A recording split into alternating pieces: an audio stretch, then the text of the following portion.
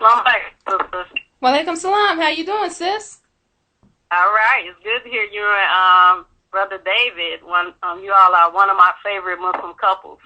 And you are mine, Sister Muhammad. How you been? Yeah, it's a great topic.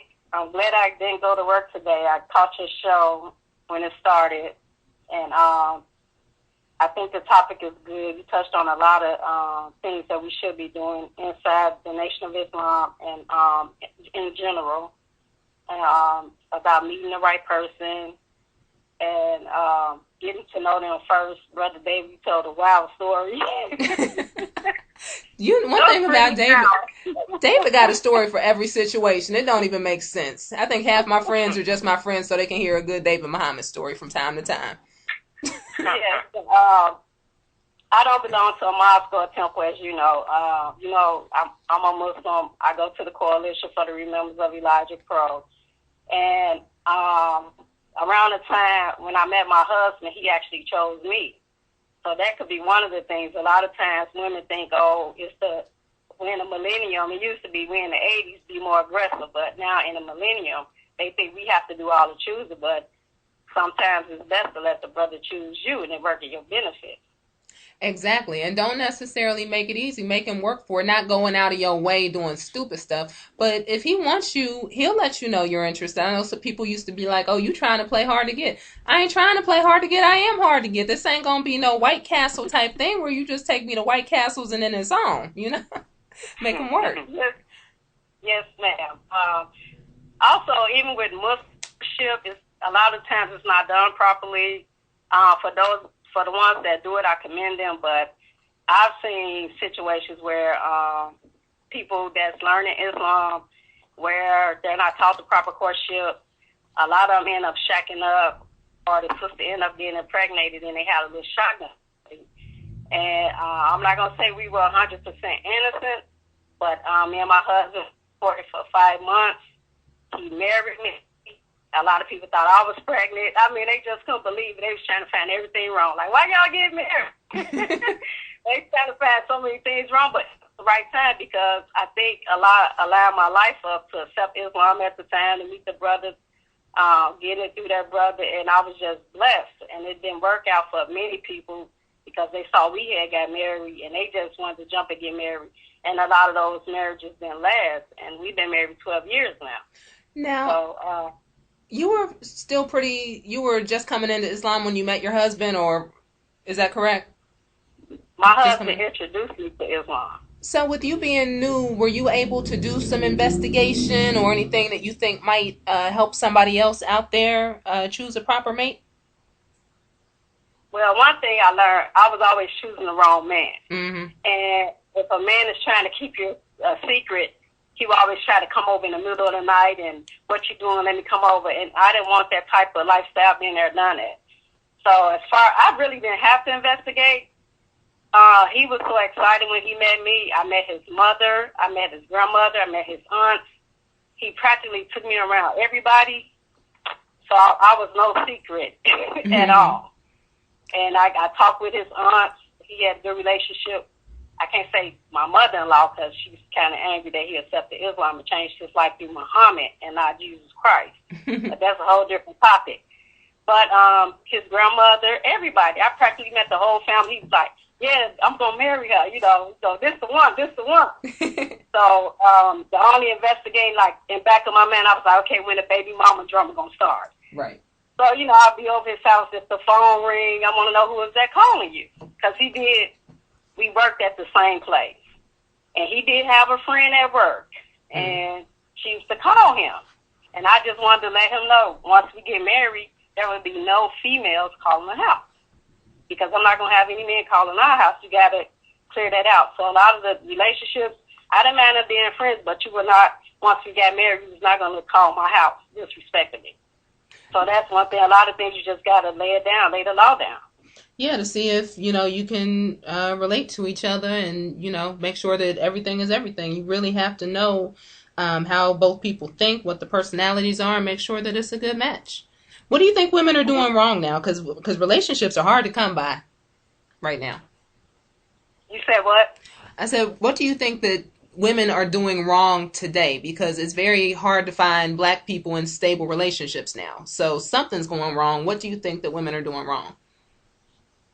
We're not going back to the basics, what we were taught, parents was taught. It's okay to keep your legs closed and other holes of your body closed. Y'all refer to it as white sex, but just go back to the basics, get to know the person, make them wait, learn who they are, and I encourage all women to investigate. I work with the clerk of the circuit court. It's public record. You can search a person's criminal record. You can search and see if they have outstanding child support or any other type of cases going on. It's public record. Do that. See if they have a divorce. See if they told you they divorced, you want to see the actual judgment. Mm-hmm. So do your research. I encourage women to be nosy. Yes, be nosy. Not saying that you have to go look through their phone, but you have to do your own investigation to make sure you're not getting yourself in a situation that you're going to be so emotional over that you can't, you're not willing to give up. You just feel like you have to settle. You make a good point. There was a couple who was going to get married. This was a Muslim couple. And everything was set. They were at the about to have the wedding. And the minister said, okay, I need your marriage license. And he's like, well, can I give it to you later? No, I need your marriage license. He's like, well, I mean, can't you just do the ceremony? No, I need your marriage license. Come to find out, he never got the marriage license because he had never got his divorce decree. So he was still married, trying to just pull a quick one over on his sister. And the sister wanted to go along with it just so she wouldn't be embarrassed in front of her family. All that kind of trifling stuff is what you need to avoid. We have to investigate and do these background checks and things these days because it's not like what it used to be. You can't just go off somebody's word all the time. Yes, I'm glad you touched on that because with most Muslim women, and I really feel compelled to educate and help them along the way. There's no such thing as a Islamic or Muslim quote-unquote ceremony. When you're about to be married, you want to make sure the brother is divorced, get the divorce decree, get it certified. When you go to apply for your marriage license, obtain a marriage license, and whoever do your ceremony has to sign it. And then turn it in. Like the Honorable Elijah Muhammad said, we have to follow the law of the land. If you're not legal, then sorry for you. So if you're not the beneficiary, if you're not the spouse on his legal paperwork, then too bad for you. Yeah, because something ended up happening to him, and he, God forbid, passed or something, and the real wife getting all this stuff, and you just left there looking. Oh, that would be messy. That would be messy. Yes, ma'am, and that situation happened. Again, like I told you, I worked for the clerk of the circuit court. One of the chief Muslims that died, you all know him as Ward Dean. He didn't divorce his first wife. Mm-hmm. And her brother came to our office, searched for the record.